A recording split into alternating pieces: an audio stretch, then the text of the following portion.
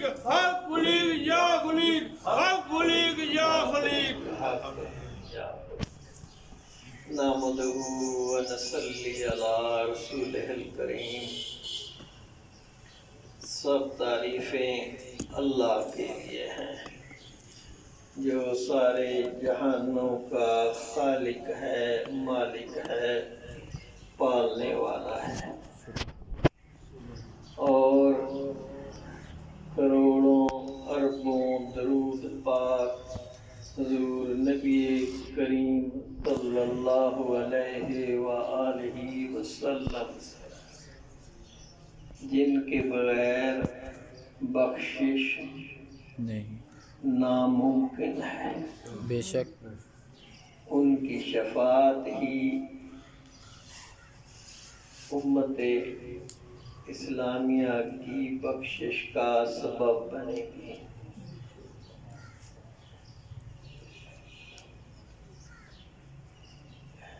دوستو،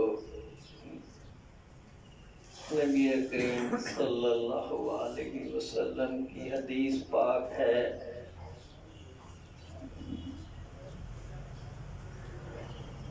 طالب دنیا مؤنث، کیا ہے؟ طالب الدنیا مؤنث، سوری، طالب الدنیا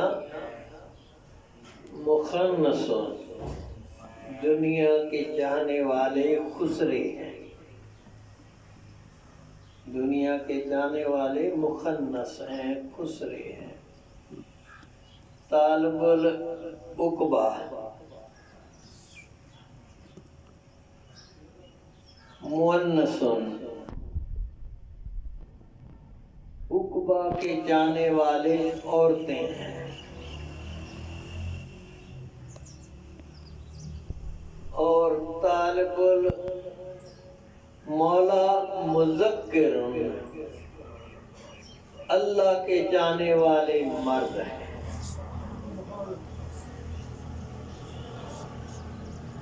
تو اس حدیث پاک نے دین کو کھول کر بیان کر دیا۔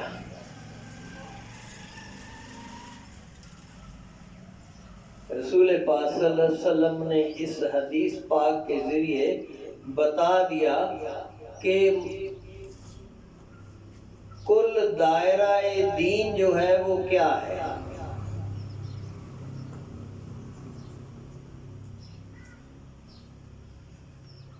پہلی جو آپ نے فرمایا کہ طالب الدنیا مؤنث، جو لوگ دنیا کے طالب ہیں، سب اللہ کی جو ہے مخلوق، حضرت آدم علیہ السلام کی اولاد، اکثر ان میں سے طالب الدنیا ہے۔ اگر ہم اس کی باریکی میں جائیں تو ایک اور حدیث پاک ہے جس میں بیان ہوا ہے کہ 99% کتنی 99% انسان جو ہیں وہ دنیا کے طالب ہیں۔ کتنے؟ 99%۔ 1% جو بچ گئے ہیں ان میں 99%، 1% کا 99% طالب العقبہ ہے۔ عقبہ کہتے ہیں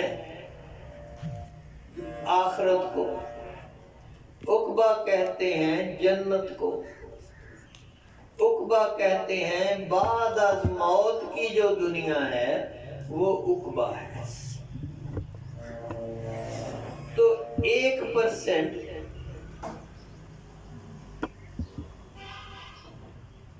جو ہیں وہ طالب العقبہ ہیں، یعنی جنت میں جائیں گے۔ کتنے؟ 1%۔ ان کے متعلق فرمایا گیا کہ وہ عورت ہے یا وہ عورتوں کی طرح ہے۔ عورت اللہ تعالیٰ نے دلچسپی کے لیے بنائی، کشش رکھی اس میں، اسی طرح جنت میں کشش ہے۔ جو جنت کی لذتیں ہیں، عورت بھی ایک لذت ہے۔ عورت کی بنیاد جو ہے ایک لذت ہے، عورت کے اندر اللہ نے جو کشش رکھی ہے وہ ایک لذت ہے۔ تو جنت کیا ہے؟ جنت بھی لذتیں ہیں۔ جنت کی جتنی نعمتیں ہیں وہ لذتیں ہیں جنتیوں کے۔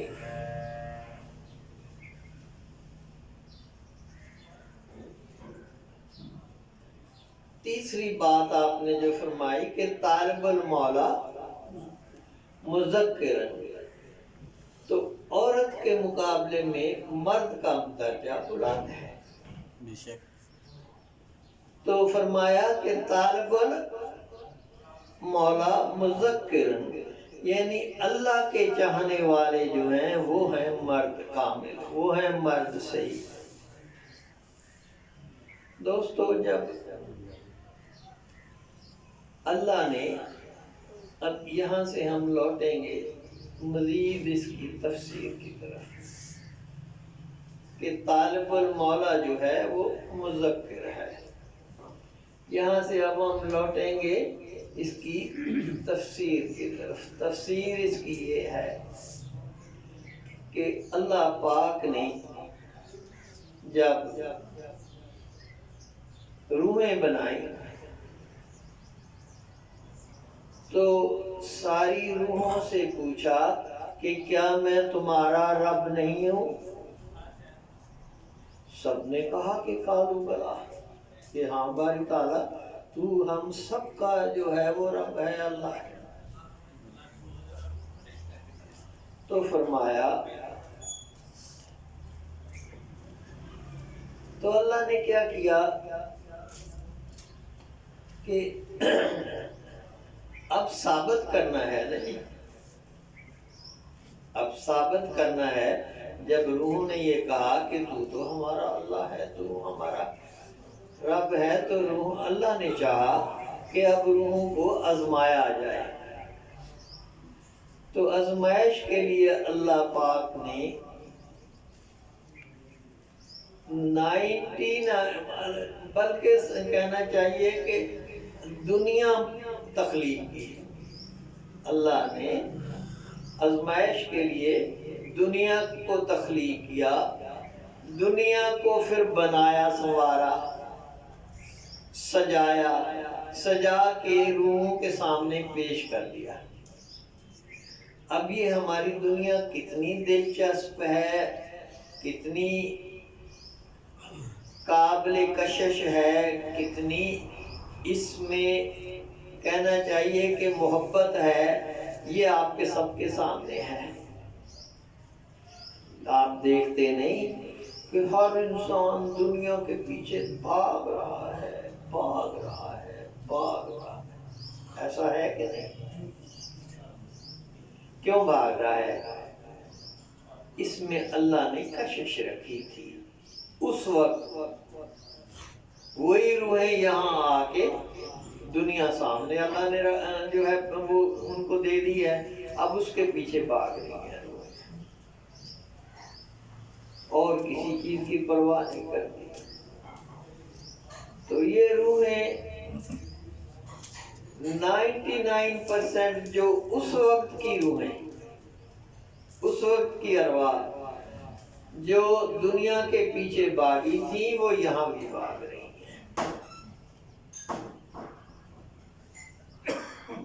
باقی رہ گئی 1%۔ 1% روحیں جو ہیں وہ نیک روحیں ہیں، اچھی روحیں ہیں، اللہ اللہ کرنے والی روحیں ہیں، عبادت کرنے والی روحیں۔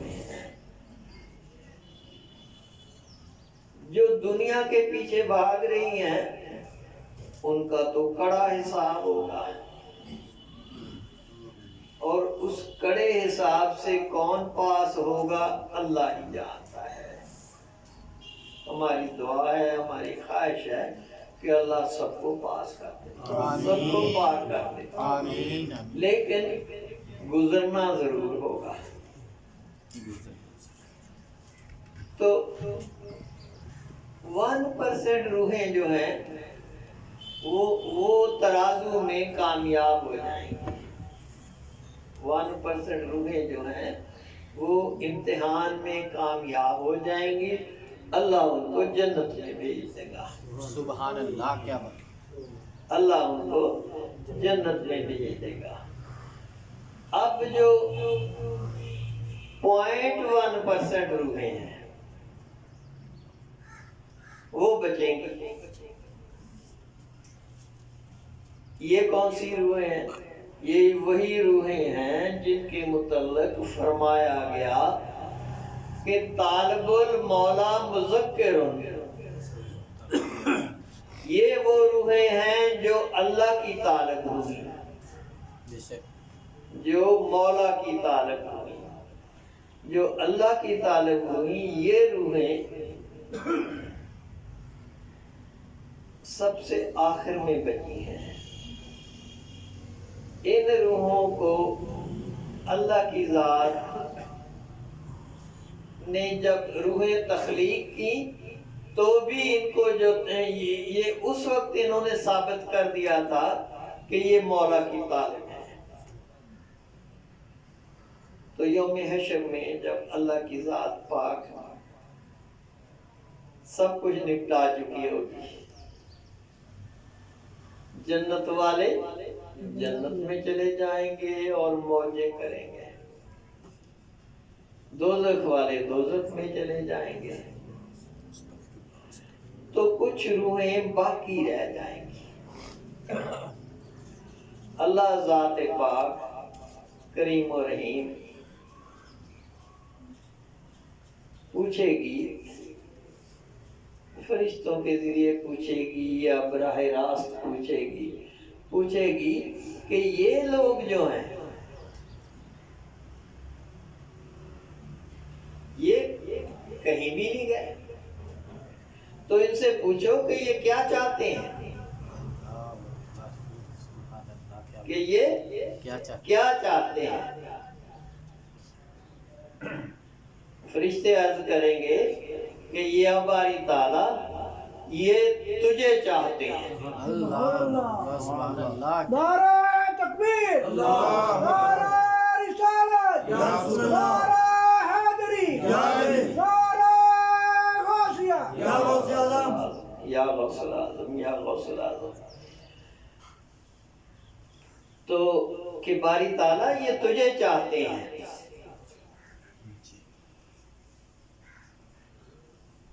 کہاں رہنا چاہتے ہیں؟ یا باری تعالیٰ یہ کہتے ہیں کہ جہاں اللہ رہے گا ہم نے تو وہاں رہنا ہے۔ اللہ، سبحان اللہ، کیا بات، اللہ کی ذات فرمائے گی خوب ان کو نور کی زنجیروں میں لپیٹو، ان کو نور کی زنجیروں میں لپیٹ کے میرے عرش پہ لے جاؤ، یہ میرے ساتھ وہاں رہیں گے۔ سبحان اللہ، کیا بات ہے، یہ ہے دین کا نچوڑ، یہ ہے دین کا نچوڑ۔ اب تعین کیسے ہوگا؟ تعین اس طرح ہوگا کہ جو دوزخ میں چلے گئے وہ تو تکلیف میں چلے گئے، جو جنت میں چلے گئے وہ جنت کی موجیں ماریں گے، وہ جنت کی لذتوں سے فیض یاب ہوں گے۔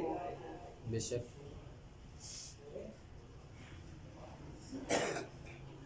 جنت کے بھی درجے ہیں، جی، سب سے مشکل ترین درجہ جو ہے، تکلیف دہ درجہ جو ہے، وہ جنت کا پہلا درجہ ہے۔ جنت کے پہلے درجے میں روحیں ایک طرف جنت میں ہوں گی اور جنت کے نظارے ہوں گے، سامنے ان کے دوزخ دہک رہی ہوگی، دوزخ کے اندر چیخ و پکار کی آوازیں آ رہی ہوں گی، تکلیف میں ہوں گی، تو یہ روحیں بھی اس ماحول کو دیکھ کے تکلیف میں رہیں گی۔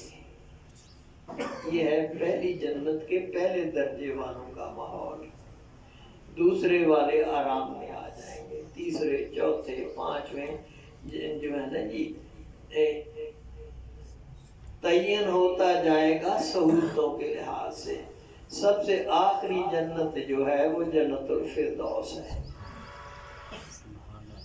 جنت الفردوس کو یہ مقام اعلیٰ ترین اس لیے ملا کہ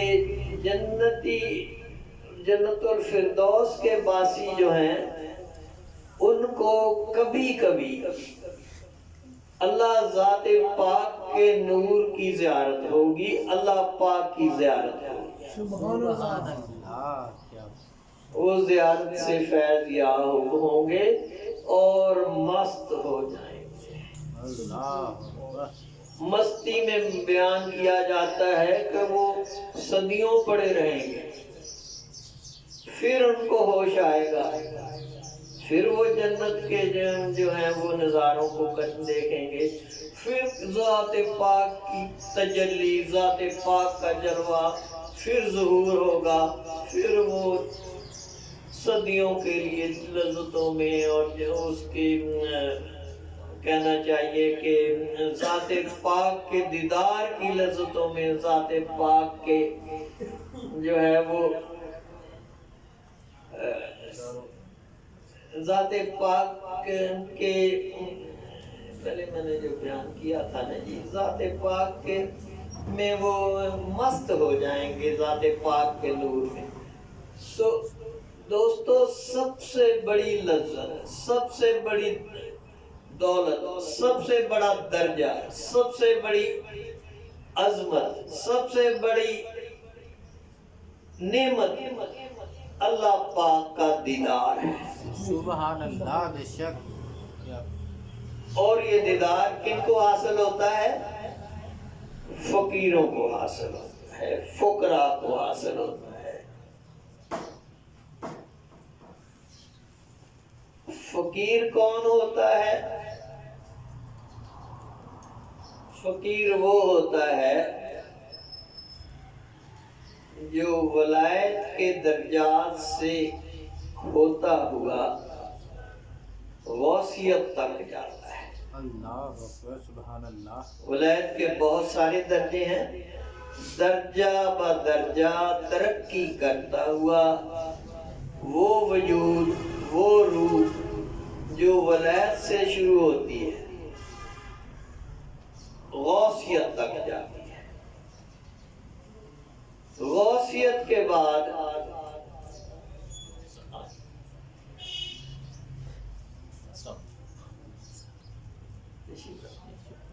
غوثیت کے بعد مقام فقر ہے، فقیر کا مقام ہے، فقیر کا درجہ ہے، اور ذات حق کا دیدار فقیروں کو ہوتا ہے۔ باقی جتنے بھی اس سے نیچے درجے ہیں، جتنے بھی اس سے نیچے مقامات ہیں، وہ سب کے سب فقر سے کم ہیں۔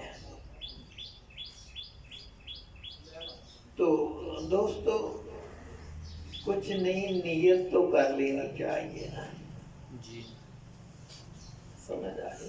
نیت تو کر لینی چاہیے نا، فقیری کی نیت تو کر لینی چاہیے نا۔ فقیری کا جو کی ابتدا جو ہے وہ طالب صادق ہونا ہے. کیا ہے؟ طالب صادق ہونا. طالب صادق ہو کر کسی مرشد کے قدموں میں بیٹھ جانا چاہیے، بیعت کر لینی چاہیے، نیت ٹھیک کر کے بیعت کر لینی چاہیے، اور جو مرشد سبق بتائے وہ پڑھ لینا چاہیے، پڑھتے رہنا چاہیے، پڑھتے رہنا چاہیے، اللہ اللہ اللہ کرتے رہنا چاہیے. ایک دن خالص طالب صادق جو ہے وہ اللہ تک پہنچ جاتا ہے. وہ میں نے شروع میں عرض کر دیا ہے کہ کہاں پہنچنا ہے، وہ بھی میں نے عرض کر دیا، یہ بھی میں نے عرض کر دیا ہے کہ کس کس درجے سے ہو کے وہ گزرے گا. تو دوستو ٹھیک ہے، ہم اس دنیا میں رہتے ہیں، ہمیں اس دنیا کی ضرورت ہے، لیکن اس کے لیے تو طریقت تو بہت آگے کی بات ہے. شریعت نے جو ہے اس کے لیے فیصلے کر دیے ہیں. شریعت کہتی ہے کہ رزق حلال کھاؤ، شریعت کہتی ہے کہ جو ہے نا جی کہ اگر آپ کے پاس زیادہ ہے تو 2.5% تقسیم کر دو. زکوٰۃ، آپ کا مال پاک ہو گیا. اب پاک مال کو کیا کرنا ہے؟ یہ بھی تو سوال ہے نا کہ پاک مال کو کیا کرنا ہے. پاک مال کے لیے حکم یہ ہے کہ جو تمہاری ضرورت سے زیادہ ہے اس کو تقسیم کر لو. ایمانداری سے بتائیں کہ ہماری ضرورتوں سے زیادہ نہیں ہے، ہم سب کے پاس ہماری ضرورتوں سے زیادہ ہے. کسی بزرگ سے کسی نے پوچھا کہ جی شریعت کی زکوٰۃ کیا ہے؟ اس نے کہا 2.5%. اس نے کہا جی طریقت کی زکوٰۃ کیا ہے؟ اس نے کہا کہ طریقت کی زکوٰۃ کیا ہے؟ اس نے کہا کہ 2.5% رکھ لے، باقی سارا تقسیم کر دے. اللہ اکبر، کیا بات. 2.5% رکھ لے، باقی سارا تقسیم کر دے. اگر وہ طریقت میں ہے، طریقت میں جو ہم لوگ ہیں، جو لوگ مرشد ہیں یا جو مرشدوں کے ہاتھ پہ بیعت کر کے طریقت میں داخل ہو جاتے ہیں، ان کے لیے یہ حکم ہے. کیوں؟ اسلام دنیا کو پسند نہیں کرتا. بے شک. ایک جگہ فرمایا گیا کہ دنیا مردار ہے، ایک جگہ فرمایا گیا کہ دنیا جو ہے یہ دھوکہ ہے، فریب ہے. ایک جگہ فرمایا گیا کہ دنیا کی حقیقت عورت کے خون سے پلید جو ٹکڑا ہے کپڑے کا، اس سے بھی بدتر ہے. ٹھیک ہے، ہماری ضرورتیں ہیں، لیکن ہماری ضرورتیں ساری کی ساری منفی ضرورتیں ہیں، مثبت ضرورتیں نہیں ہیں. مثبت ضرورتوں کے لیے اجازت ہے، آپ استعمال کریں، لیکن منفی کے لیے بھی ہم لوگ منفی دوڑ میں ہیں.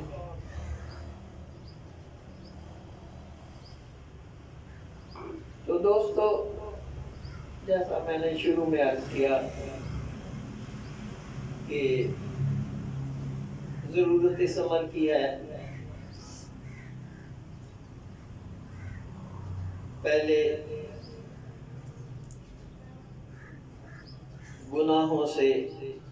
گناہ کبیرہ سے، گناہ صغیرہ سے توبہ کی جائے۔ اگر کسی کی نیت ہے کہ اس کا بیڑا پار ہو جائے تو اسے چاہیے کہ وہ گناہ صغیرہ سے، گناہ کبیرہ سے توبہ کرے،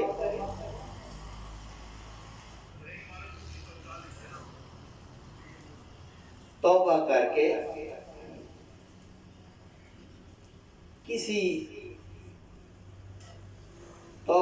کے طالب صادق تو اب وہ ہو چکا ہے، جب اس نے توبہ کر لی ہے تو طالب صادق تو وہ ہو چکا ہے۔ اب توبہ کر کے کسی اللہ کے بندے کی دوستی کر لے، کسی اللہ کے بندے سے تعلق بنا لے، کسی اللہ کے بندے کو اپنا وسیلہ بنا لے، بنا کے راہ حق کا سبق پڑھ لے اس سے۔ باقی درجات کا تعین، مقام کا تعین تو یوم ازل میں ہی ہو گیا تھا۔ جی یہ ڈسپلے ہے اس کا۔ یہ دنیا جو ہے یہاں پہ ہمیں عملی طور پہ یہ دنیا جو ہے دارالعمل ہے، یہ دنیا دارالعمل ہے۔ ہمیں یہاں عمل کر کے اپنے آپ کو جو ہے وہ نکھارتے ہوئے اس مقام پہ لے جانا ہے جس مقام پہ آدم کو سجدہ کیا گیا۔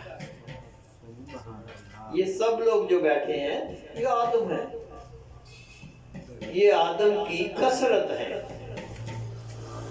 ایک آدم سے کثرت ہوتے ہوتے ہوتے ہوتے اب کہتے ہیں دنیا میں 8.5 ارب انسان ہیں۔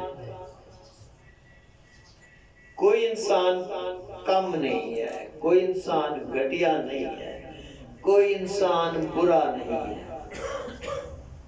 کیونکہ ہر انسان کے اندر اللہ پاک نے اپنی ایک صفت رکھی ہے۔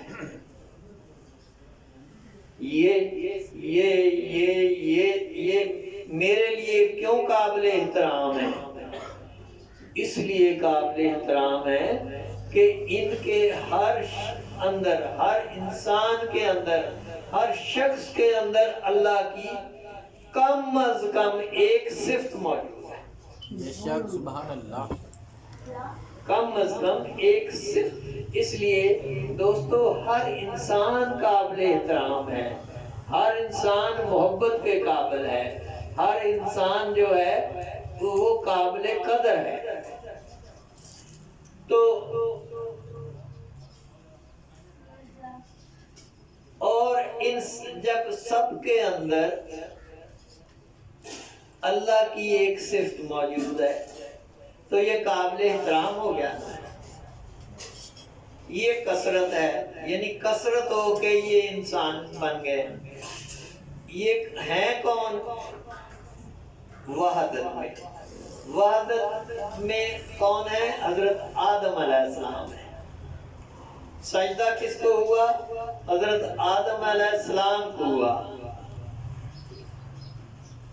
تو حضرت آدم علیہ السلام کی اولاد کا یہی مشن ہے، یہی مقصد ہے کہ یہ اس گندگی سے نکل کر اس پاکیزگی کے سفر کو طے کرتے ہوئے اس مقام پہ چلا جائے جس مقام پہ فرشتوں نے اس کو سجدہ کیا۔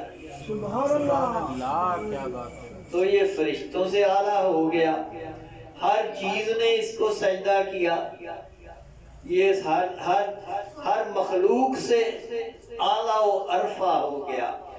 وہ مقام جو ہے دوستو دین میں کامل ہوتے ہوئے، دین کو مکمل کرتے ہوئے جو ہے اللہ تک پہنچنے کے لیے پہلے اس کو آدم کامل بننے کی ضرورت ہے۔ آدم کامل کو سجدے ہوئے تو پھر اس کو اپنی پہچان خود ہی ہو جاتی ہے کہ میں کیا ہوں۔ علامہ اقبال کی خودی کا مطلب یہی ہے۔ وما علینا الا البلاغ۔ آپ لوگ تشریف لائے ہیں، اللہ تعالیٰ آپ سب کے روزے قبول کرے، آپ سب کی باتیں قبول کرے، اللہ آپ کی نیکیاں قبول کرے، اللہ آپ کو خیر عطا کرے، شر سے بچائے۔ وما علینا الا البلاغ، وما علینا الا البلاغ، وما علینا الا البلاغ۔